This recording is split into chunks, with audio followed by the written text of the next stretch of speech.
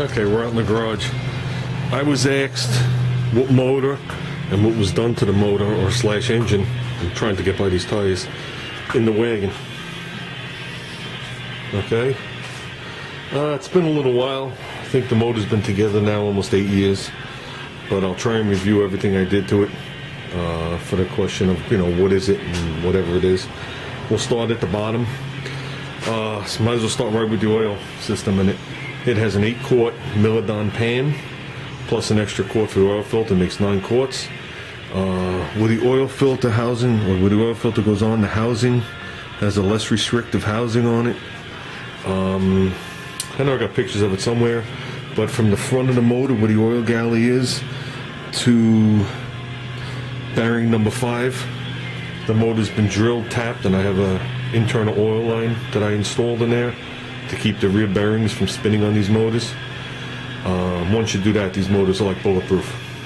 Okay? Sometimes people will take the oil filter off, put a different housing on there, and they run a swing pickup inside the pan, and that eliminates the oil galley inside the motor, and it makes the oil galley pickup, the oil pickup galley bigger. But for this application, we're good. I mean, the motor never sees past 7,000. That's when you want to bring it up to 9,000 and start doing super stock like they used to run. Okay, the block in this car is a 1974 AMC 360 block. I went with that block because the bores are not Siamese together and they cool a little bit better on the street. That's why I didn't choose an AMC 390 block. It is a 74 block, so that means it's a tall deck block. It's taller than like a 68, but actually it's taller than a 69 and under. Like my AMX above me is a 68 390. It's actually a short deck, even though they look identical if someone looks at them quick. There is a difference. The intake manifolds are different. They lengthen the deck height so they could actually change the strokes for the emission years, but it's nice for racing because it allows you to stroke these motors. It has a 401 crank. I have rods that are designed for a 360, which have a smaller journal. That allowed me to actually de-stroke the motor, and it comes out to 385 cubic inches. The heads on this motor, I think I need a light. Hold on. Let me grab you guys a light. Whoops. Yeah, the heads on this motor were done in, I think, 1971. The 1970 heads, dog-leg heads. I don't know if you guys, if I could actually get it in there, but you're not going to be able to see it. They are stamped Crane. These heads were done maybe like 5 years ago from Don's Machine. I know I spoke about that before. The heads on these, well, let's not even get up to the heads. Let's get back to the block. The block has scat forged H-beam rods. The pistons are Ross custom pistons for this motor and for the stroke. Obviously it's all balanced and good things like that. Now we're up to the heads. The heads are Crane. They're American Motors 1970 dogleg heads prepared by Crane 40 years ago. Okay, they've been redone 5 years ago by Don's Machine. Okay, they are housing, well, they've been milled, they've been fully ported, the roofs have been raised 125 thousandths. Like I said, port work to the exhaust. The floors have been left alone on the exhaust like they should be on an AMC.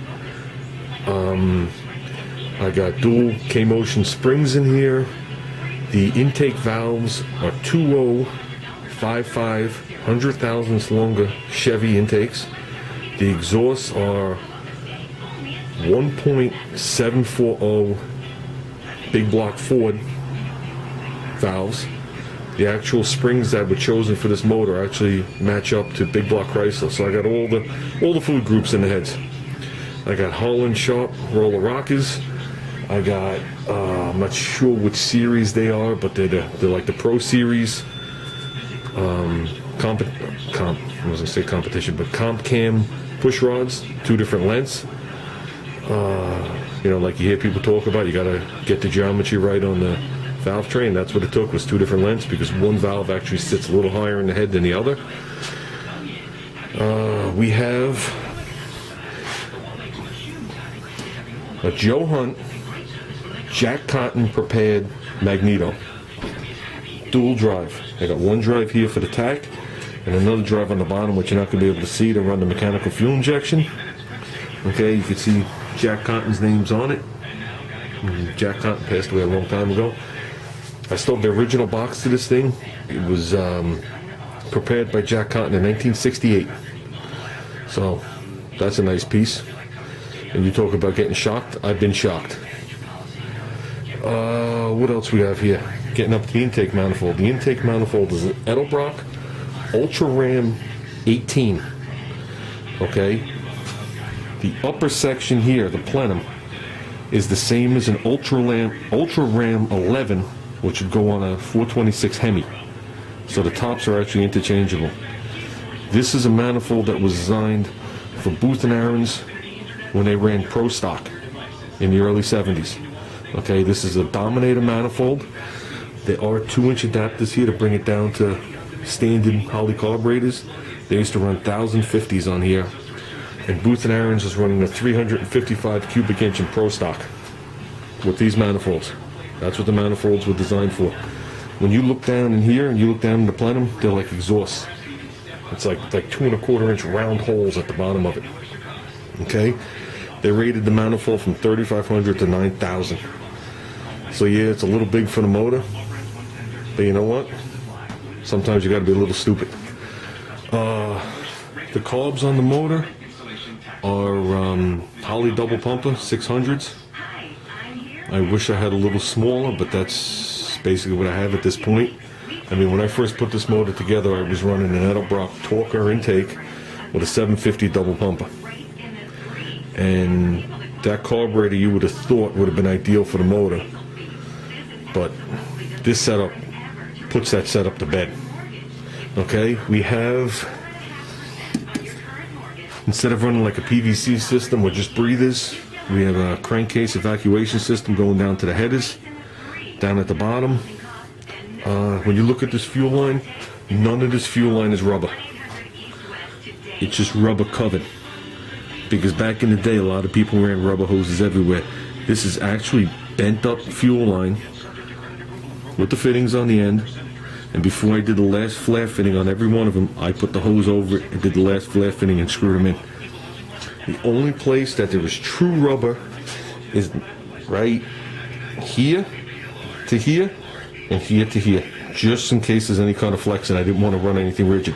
Everything else here is rigid line. This is all rigid line.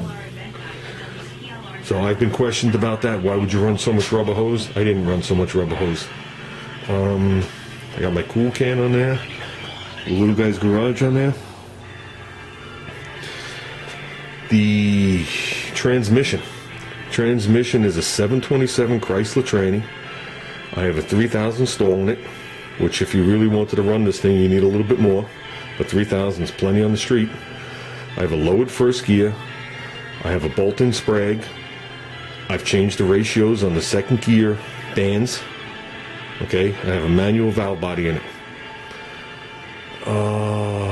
The rear end is an AMC Model 20 rear, which is made by Dana. Okay, with the one-piece axles in the back. For suspension in the rear, I just have leaf spring suspension with ladder bars. Nice and simple and old school. The front suspension, as we talked about before, is a straight axle. I don't know how much we're going to see. There's a straight axle from a 42 International truck. I did the disc brake conversion up front. I made all the plates that the calibers mount on. We're running 11 3/4 inch rotors up front with GM style calibers.